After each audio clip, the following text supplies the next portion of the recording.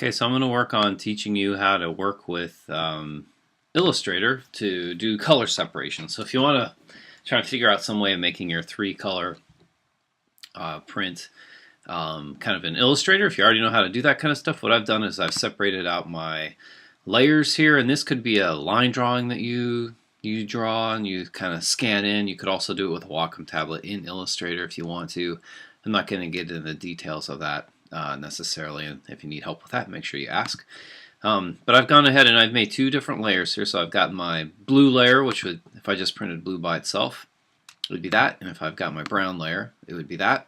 So when they combine together, they should make some kind of interesting kind of color. And I'm going to add a third layer now really quickly just to show you kind of how all that works. And so I like to use the blob brush for this. And so layer 8 here, I've got that. And just for my color, just for the sake of argument here, I'm going to go ahead and pick like kind of a pinkish color because, you know, Heavy Man's kind of got that, you know, pasty skin or whatever, right? So we'll go ahead and do that for this one.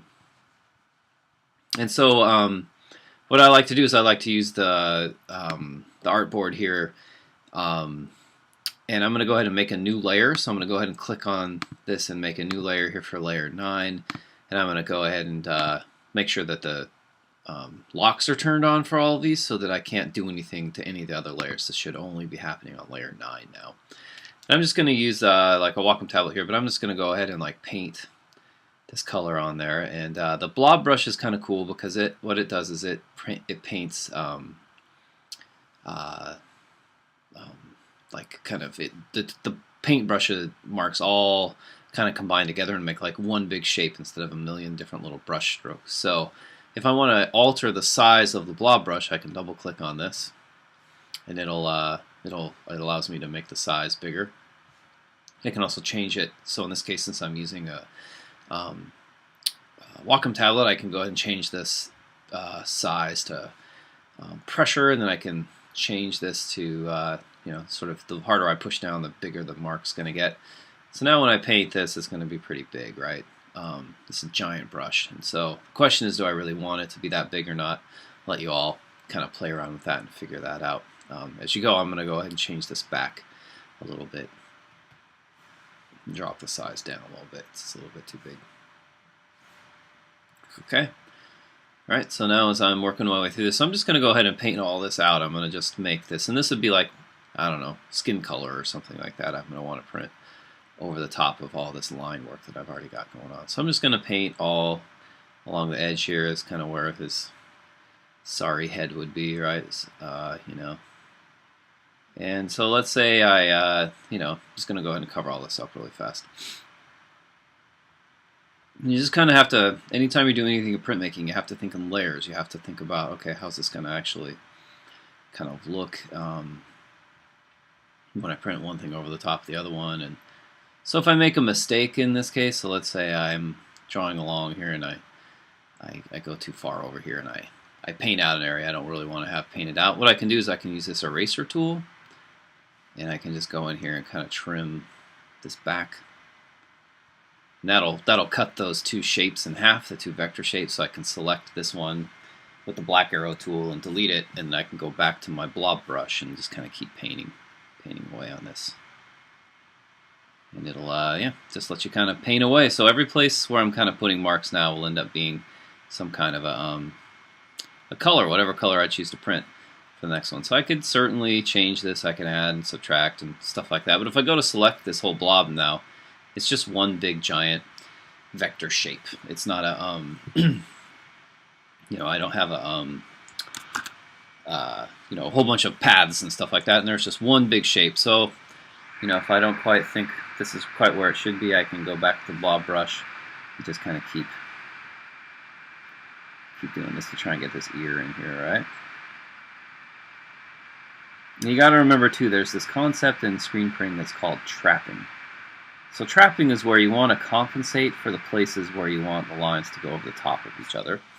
And so I'm gonna just paint over just a little bit so that I just have a little bit of overlap with that kind of black line that's being created there. And if I don't do that, I might have a little white sliver that slips through, which looks ugly, and you'll know it when you see it if you end up accidentally doing that to your piece. So Okay, so I've got this done, right? I've got my color, and so now what I can do is I can change this color. Instead of making it black, I can go back over here and select my like kind of pinkish color that I had selected before.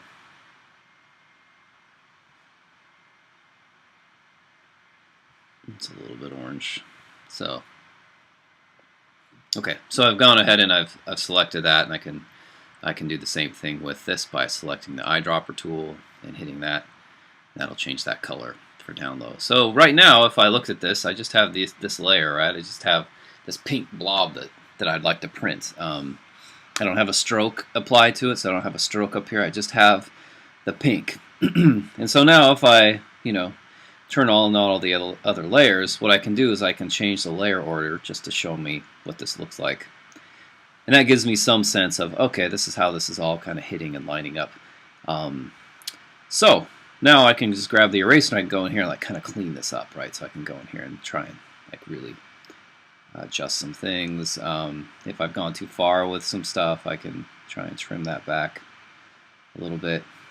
And all this is doing, this is only working on that pink layer. It's not working on any of the other ones, even though it kind of looks like it is right now. And I can trim this up, kind of compensate for where that line is and the trapping, try and make it all kind of work. And then if I wanted to, I could even like kind of go in here and like pop his eyes out so that they're not pink. And I could even go in and add like highlights, right? So if I wanted to make his nose look kind of like, it's rounded, and I could add some highlights. And this is all using the eraser, right? So I'm just erasing into my blob that I made. And I can change the size of the eraser by clicking on that, changing the size of that, and changing that to pressure if I'm using the Wacom tablet. And I can change the variation on it so that I get bigger and smaller.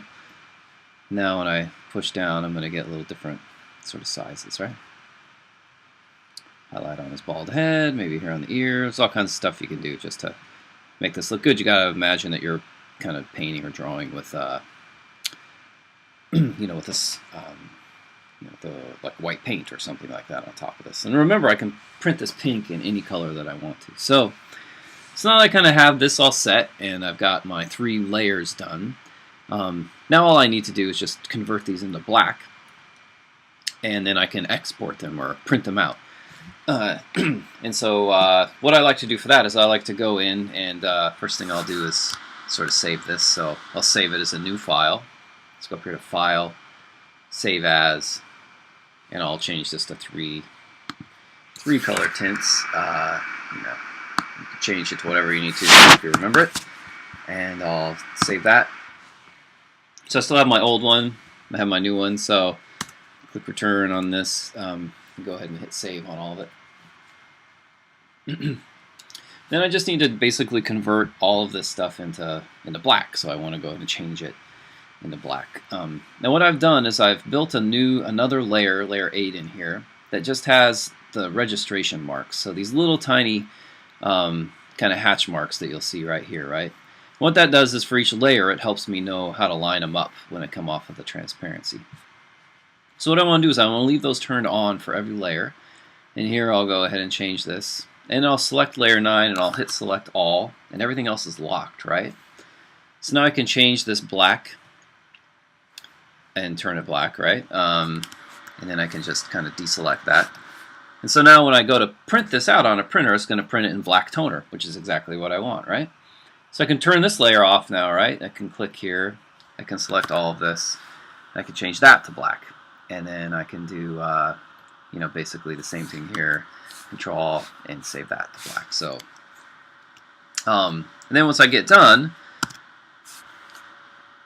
I'll have 3 layers that are basically all converted into black, and then I can, it'll end up looking something like this. Registration marks, black toner, and then I can just print them out one at a time. Layer 1, layer 2, layer 3, I can print that on transparency, and it'll allow me to separate out my colors. Just remember to watch out for how they overlap with each other. So if you have like a big black line, you want to make sure that you're trapping. So like if you're going to make a smiley face, you would want your like stroke to be bigger basically, and cover up some of the yellow, stuff like that. So we'll talk more about that as things go along, but for now that is a real basic way to change colors around in Illustrator. Simplest way I can think of to teach it to you.